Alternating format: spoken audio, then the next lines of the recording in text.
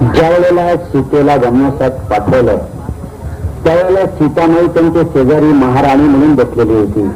कुठल्याही तऱ्हेच्या मनात विकल्प नव्हता.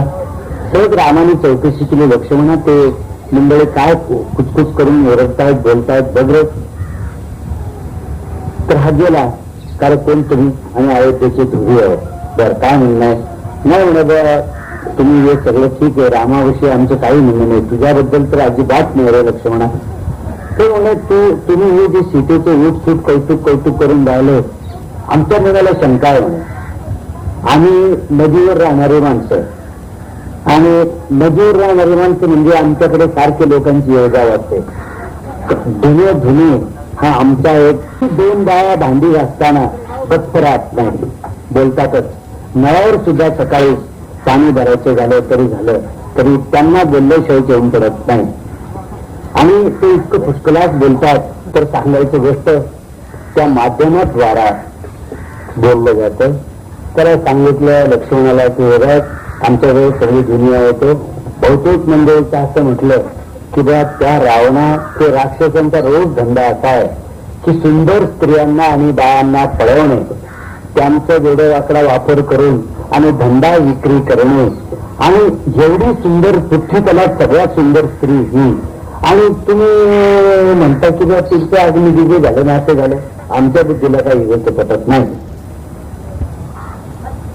त्या लक्ष्मण फार वेगवेगळे क्षेत्रातलं तोंड केलं, खाली मान घातली. आता ते सत्य होता काय म्हणतात ते मान, ते रजत म्हणजे धोबी महाराज असं म्हणतात ते त्याचं वगैरे. अच्छा, लगेच प्रभू रामचंद्र उठले.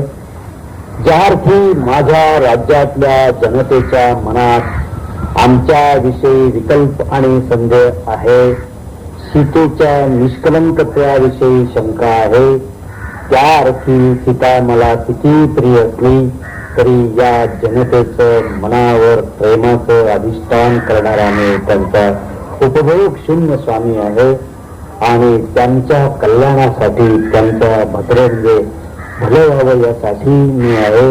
आणि आमच्यामुळे जर त्यांना क्लेश होत असतील, आमच्या एखाद्या गोष्टीमुळे त्यांच्या मनात जर विकल्प येत असेल तर त्याचा त्याग करणं हा राजधर्म आहे. सबब मी सीतेचा पुन्हा त्याग करीत आहे आणि पुन्हा बाईला 9व्या महिन्यात वनवासात पाठवलं. मला सीतेचे चरित्र तुमच्या पुढे सांगायचं नाही. ते म्हणाल का हे कसं शक्य? हे शक्य आहे कारण संपूर्ण रामायण आणि महाभारत याच मानवी उच्च संस्कृतीच्या मूल्यांनी भरलेला आहे. यालाच मानव जीवन कंसात देव जीवन मी त्याला म्हणतो. कारण त्या स्वर्गातले देव सुद्धा लाजले होते इतकं सुंदर देव जीवन मानव जीवन पाहून. ते म्हणे आमच्या ही माणसं श्रेष्ठ आहे. आम्ही सुद्धा स्वर्गात इतक्या नीतीने आणि धर्माने वागले नसतो. इतक्या नीतीने आणि धर्माने ही माणसं खाली वागतायत. म्हणून देवजीवन, मानव जीवन आणि दानव जीवन.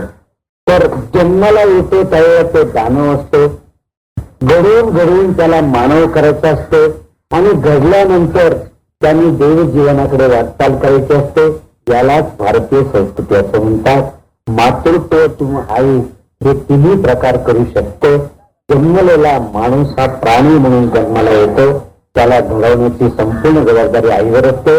आणि आई जर चांगली घडवली नाही, बाप तसा बेटा और कुंभार तसा लोटा.